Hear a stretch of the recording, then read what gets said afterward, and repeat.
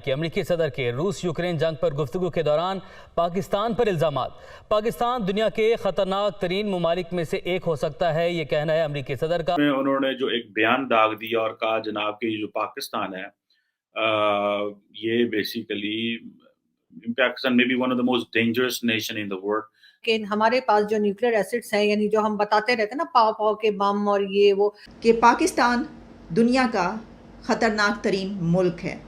तो hello friends, स्वागत है आपका टीबीपी न्यूज़ में। तो जैसा कि आपने आर्टिकल में देख लिया होगा, जो बाइडन ने इनको डेंजरस नेशन घोषित कर दिया है। और अब आप ये सोच रहे होंगे इनके तो रिश्ते हाल ही में अभी अमेरिका के साथ बहुत अच्छे हुए थे, अब एकदम से क्या हुआ। अब देखिए, बात कुछ ऐसी थी, यूएन जनरल असेंबली में वोटिंग थी, और वोटिंग किस चीज़ पे थी? ये थी यूक्रेन और रशिया पर। और अमेरिका ने इनको इसीलिए फ़ायदा दिया था ताकि ये रशिया के खिलाफ वोटिंग करें, पर इन्होंने क्या किया, वोटिंग के दौरान इन्होंने कर दिया अब्सटेन। तो इसलिए अमेरिका ने इनको ये खिताब दिया है डेंजरस नेशन का। तो खैर देखते हैं पाकिस्तान की मीडिया क्या कहती है इस हवाले से। Pakistan is world's most dangerous nation, ठीक है जी।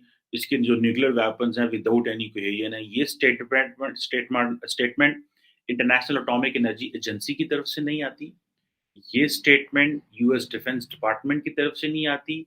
ये स्टेटमेंट स्टेट डिपार्टमेंट की तरफ से नहीं आती।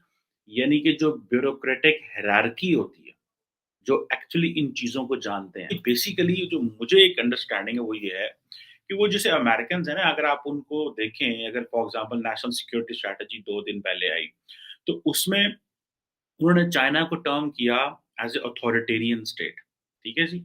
अब प्रॉब्लम यह है कि पाकिस्तान है तो डेमोक्रेसी, लेकिन Pakistan stands out with the authoritarian states.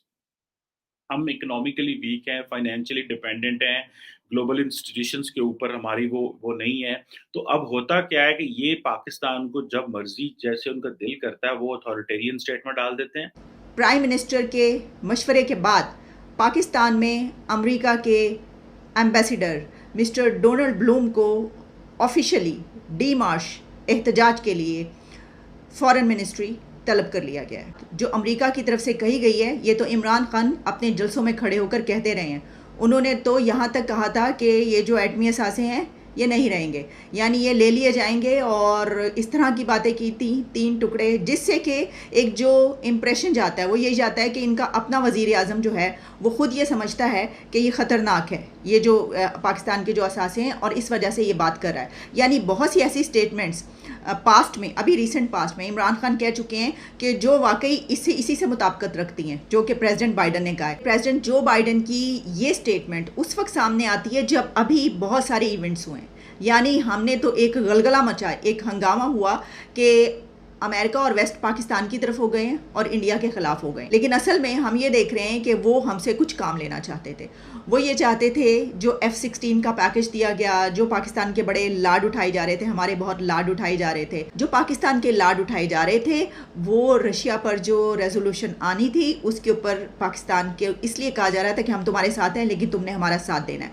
Pakistan ने भी एब्सटेन किया, ठीक है, इंडिया ने भी एब्सटेन किया, लेकिन सारा मलबा, सारा गुस्सा किसके ऊपर निकला? पाकिस्तान के ऊपर। तो इमरान खान साहब का फोन नहीं उठाते थे या मिस कॉल नहीं देते थे, और इस किस्म के फोन तो मेरे ख्याल मोदी जी नहीं उठाते थे, ये कॉल करते नहीं थे। हाँ, दोनों में कुछ ना कुछ प्रॉब्लम था, दोनों कंट्रीज के जो हेड हैं उसमें। लेकिन बहरहाल इन्होंने ये किया है कि जी, इनकी एक स्टेटमेंट आई है आज सुबह से, बल्कि मैं 3-4 इंडियन चैनल्स पे भी गई हूँ, और एक हंगामा मचा हुआ है। और कहा यह जा रहा है कि जी जो बाइडन साहब ने ये कहा है कि पाकिस्तान को मोस्ट डेंजरस कंट्री उन्होंने डिक्लेयर किया है, और कहा है कि हमारे पास जो न्यूक्लियर एसिड्स हैं, यानी जो हम बताते रहते हैं ना पाव पाव के बम और ये वो, उनको उन्होंने कहा है कि जी वो महफूज नहीं है, महफूज हाथों में नहीं है। और उनको शक है कि मतलब पाकिस्तान जो है वो उनको ठीक से नहीं संभाल पा रहा। उनका मतलब, उनके कहने का तो तकरीबन यही मतलब बनता है। उसके फौरन बाद ही जो अमेरिकन एम्बेसडर हैं आजकल पाकिस्तान में, उनको बुलाया गया फॉरेन ऑफिस की तरफ से, और हमने उनको बहुत डांटा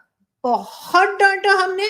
बहुत जोर से उनको डांटा है, यकीन कीजिए। और उसके बाद जाते जाते उनको चाय कॉफी बिस्किट सब कुछ खिला पिला के और अगली बार आईएमएफ की डील के लिए उनसे प्रॉमिस लेके जाने दिया हमने उनको, ऐसे ही नहीं जाने दिया। बहुत डांटा भी और अब हम उनसे पैसे भी लेंगे, देखिएगा आप। ऐसे कैसे उन्होंने कह दिया, मतलब हद होती है किसी बात की। जब से पाकिस्तान ने एटम बम बनाया है और न्यूक्लियर एसेट्स पाकिस्तान के पास आए हैं, तब से ही ये शक व शुबा हमेशा से कहा जा रहा है, ना सिर्फ ये कि अमेरिका की तरफ से बल्कि और कई कंट्रीज की तरफ से भी, कि पाकिस्तान के पास ये न्यूक्लियर एसिड जो है ये हिफाजत से नहीं है। पाकिस्तान किसी और को ये टेक्नोलॉजी बता भी सकता है, दे भी सकता है, और यही वजह है कि जिसके लिए कई सालों जो है वो जो बेचारे जिन्होंने बना बनू के दिया था ये एटम बम, मुझे तो बनाना आता नहीं, लेकिन जिन्होंने हमें ये एटम बम बना के दिया था, बिल्कुल आप ठीक समझ रहे हैं, यानी कि डॉक्टर अब्दुल कदीर खान। जी हाँ, डॉक्टर अब्दुल कदीर खान साहब को जो है वो पाकिस्तान में कई साल हमने हाउस अरेस्ट रखा।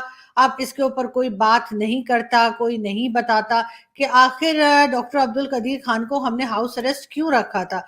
कोई तो वजह रही होगी जिसकी वजह से वो हाउस अरेस्ट हुए। तो गाइस सुनी आपने पाकिस्तानी मीडिया की राय। तो खैर मिलते हैं ऐसी किसी नेक्स्ट वीडियो में, तब तक के लिए पीस आउट एंड जय हिंद।